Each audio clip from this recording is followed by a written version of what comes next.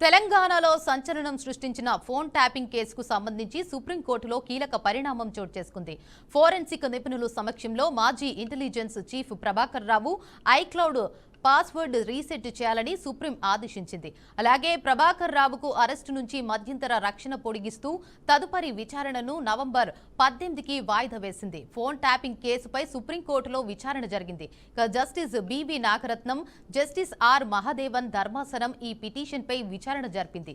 తెలంగాణ ప్రభుత్వం తరపున solicitor general Tushar Mehta, senior న్యాయవాది సిద్ధార్థ లూత్రా వాదనలు వినిపించారు. మాజీ SIB chief Prabhakar Rao case దర్యాప్తునకు సహకరించడం లేదని ఆయనను కస్టోడియల్ ఇంటరాగేషన్ కు అప్పగించాలని కోర్టుకు తెలిపారు.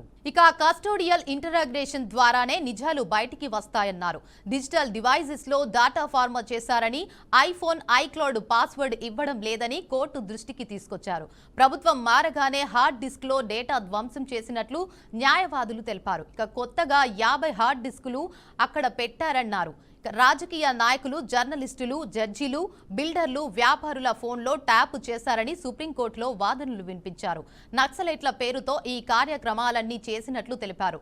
డేటా మొత్తం డిలీట్ చేసి డివైజెస్ తమకు ఇచ్చారని తెలంగాణ ప్రభుత్వం తరపున న్యాయవాదులు వాదించారు.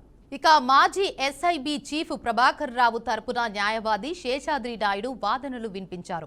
ప్రభాకర్ రావు డివైజ్ రీసెట్ చేసేందుకు సిద్ధంగా ఉన్నారని, ఆయనను 11 సార్లు పిలిపించి 80 గంటల పాటు విచారణ జరిపినట్లు తెలిపారు. డేటాను ప్రభాకర్ డిలీట్ చేయలేదని, డిపార్ట్మెంట్ డిలీట్ చేసిందని చెప్పారు. ప్రభాకర్ డిపార్ట్మెంట్లో ఒకరు కాదని, ఆయన్ను పెడతానని ముఖ్యమంత్రి బహటంగా బెదిరించారంటూ లాయర్ వాదనలు వినిపించారు. ఇరువురి వాదనలు విన్న సుప్రీంకోర్టు ఫోరెన్సిక్ నిపుణుల సమక్షంలో Prabhakar Rao iCloud password reset చేయాలని ఆదేశిస్తూ ప్రభాకర్ రావుకు అరెస్టు నుంచి మధ్యంతర రక్షణను పొడిగించింది. ఈ కేసు తదుపరి విచారణను సుప్రీంకోర్టు నవంబర్ 18న మధ్యాహ్నం 2 గంటలకు వాయిదా వేసింది.